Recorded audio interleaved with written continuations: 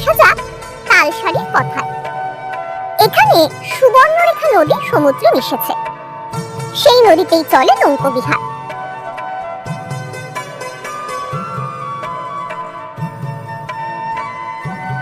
নদীর পাড়েই রয়েছে একটা বিস্তীর্ণ চর, তারপরেই উত্তাল সমুদ্র।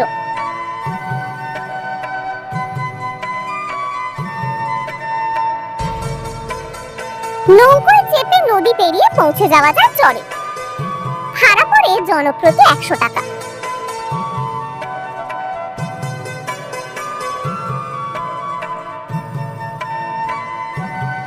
এখানে বাইরে বেশ কিছু খাবারের দোকান রয়েছে, রয়েছে শৌচালয়েরও ব্যবস্থা।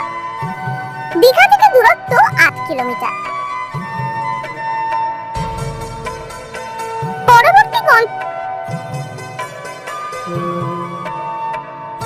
উদয়পুর উড়িষ্যা ও পশ্চিমবঙ্গের সীমানায় অবস্থিত। বিচে যাওয়ার পথে বেশ কিছু দোকান পাবেন এখানে। এখানে বিচের উপরেই চেয়ার টেবিল পেতে খাবার ব্যবস্থা রয়েছে।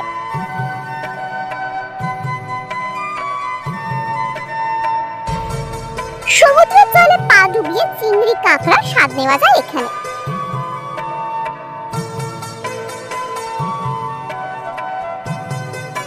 তবে জায়গাটি বন্ধু বান্ধব নিয়ে মজা করার জন্য ঠিক আছে।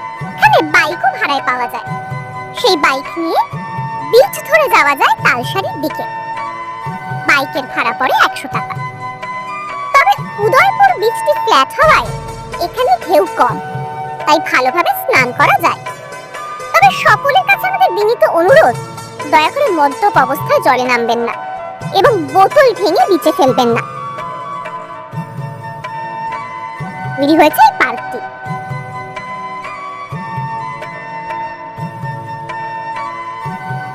ঝাউবনের মধ্যে দিয়ে সিঁড়ি ভেঙে বালিয়াড়ি টপকে পৌঁছতে হয় সমুদ্র তট অবধি।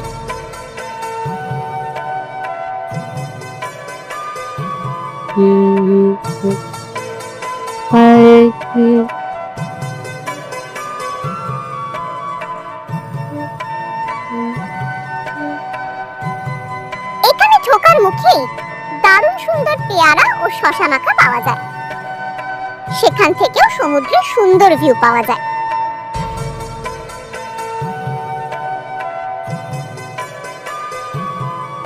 এখানে রয়েছে ওশিয়ানা রিসোর্ট, যেখানে থাকা ও খাওয়ার সুবন্দোবস্ত রয়েছে।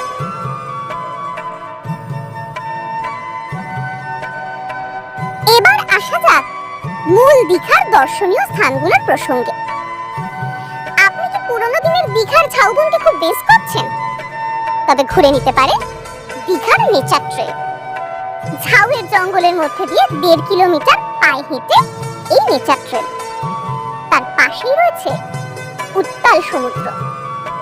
এন্ট্রি ফি 30 টাকা, তবে পোষ্য এখানে অ্যালাউড নয়। এরপর ঘুরে দেখে নিতে পারেন নিউ দীঘার ঢেউসাগর park.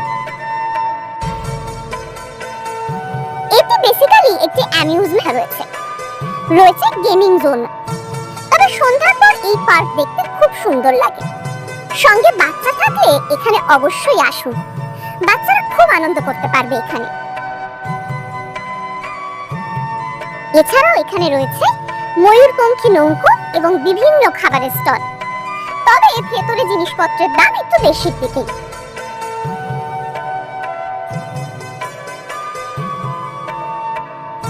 Science city, 3D show ও তারামণ্ডল।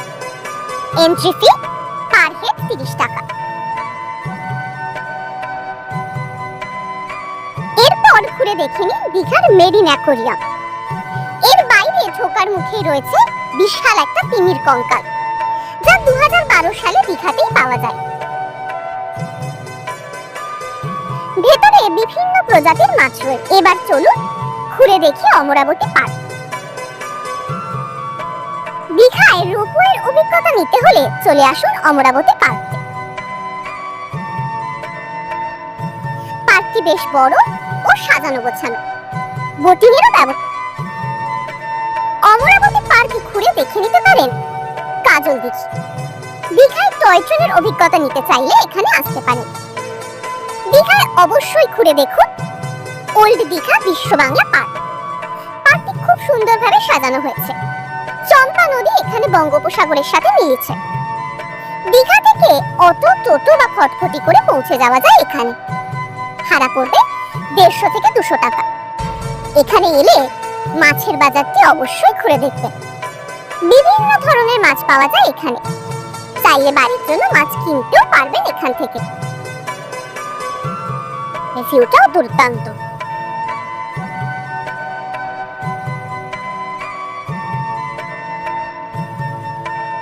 এরপর চলুন শঙ্করপুরের দিকে। একসময় শঙ্করপুরকে খুব সুন্দরভাবে সাজিয়ে তোলা হয়েছিল। এখানে রয়েছে পার্ক ও বিভিন্ন ধরনের স্কাল্পচার। এখানে সমুদ্র তটটি বাঁধানো এবং বসার জন্য সুব্যবস্থা রয়েছে। দীঘা থেকে অটোতে ভাড়া পড়ে 400 টাকা মতো।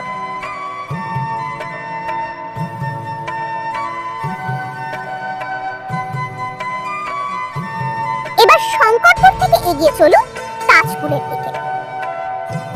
কিছু বছর আগেই সমুদ্রের তট বরাবর তৈরি হয়েছে সৈকত সুন্দরী রোড ওরফে দীঘা মেরিন ড্রাইভ, যা দীঘাকে যুক্ত করেছে মন্দারমণির সাথে। এই পথের শঙ্করপুর ও তাজপুরের মাঝের অংশটি সবচেয়ে সুন্দর। একেবারে সমুদ্রের ধার ঘেঁষে উত্তাল সমুদ্র দেখতে দেখতে এগিয়ে চলা এক অসাধারণ অভিজ্ঞতা। এগুলো সেট যেখানে আপনারা বসে টুকটাক খাওয়া দাওয়া এগুলো করতেই পারেন।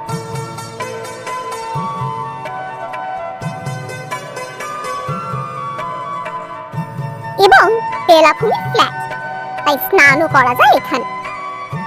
এরপর আসা যাক ভ্রমণ প্রেমীদের কাছে বেশ জনপ্রিয়। এখানে হোটেলগুলো একেবারে সমুদ্র লাগোয়া, তাই সমুদ্রকে ভালোভাবে উপভোগ করা যায়। হর্স রাইডিং রয়েছে এখানে, বিভিন্ন সামগ্রীর দোকান ও খাবারের দোকানও রয়েছে। চাইলে এখানে ফ্রেশ মাছ দিয়ে খাওয়া দাওয়া করতে পারেন। মন্দারমণি থেকে একটু এগোলেই পড়বে লাল কাঁকড়া বিচ। এখানে একসাথে অনেক লাল কাঁকড়া দেখতে পাওয়া যায় এবং ওল্ড দীঘা থেকে 34 কিলোমিটার। দীঘা থেকে এখানে যেতে গাড়ি ভাড়া পড়বে 1200 থেকে 1500 টাকা মতো। যারা নিজেদের গাড়ি বা বাসে দীঘা আসছেন তাদের এখানে আলাদা করে আসতে হবে না, কারণ দীঘা ঢোকার আগেই পড়বে এই দীঘা গেট। তবে এই গেটের রাকের রূপ সবচেয়ে আকর্ষণীয়।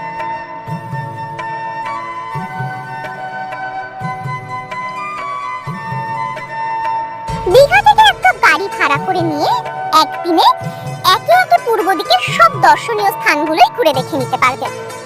সেক্ষেত্রে প্রতিটা জায়গার জন্য আলাদা করে গাড়ি ভাড়া করতে হবে না।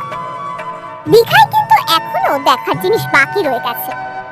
কি ভাবছেন আরো কি দেখার আছে দীঘায়? কি বলুন তো? আরে দীঘার সমুদ্রই তো এখনো দেখা হলো না। ওল্ড ও নিউ দীঘার সি বিচ না দেখে দীঘা আসার কোনো মানে হয় নাকি? সমুদ্র স্নান আর উত্তাল ঢেউয়ের টানেই তো বারংবার দীঘা ছুটে আসা, তাই না? দীঘার দর্শনীয় স্থানগুলোর মধ্যে আপনারা কটি ঘুরে দেখেছেন তা অবশ্যই কমেন্ট করে জানাবেন। ভিডিওটি ভালো লাগলে প্লিজ লাইক কমেন্ট করবেন আর শেয়ার করে পৌঁছে দেবেন সকলের কাছে। দীঘার দর্শনীয় স্থানের মধ্যে আরো একটি দর্শনীয় স্থান যুক্ত হতে চলেছে খুব শীঘ্রই। সেটা হলো দীঘা জগন্নাথ মন্দির। এখন দীঘা গেলে নির্নিয়মান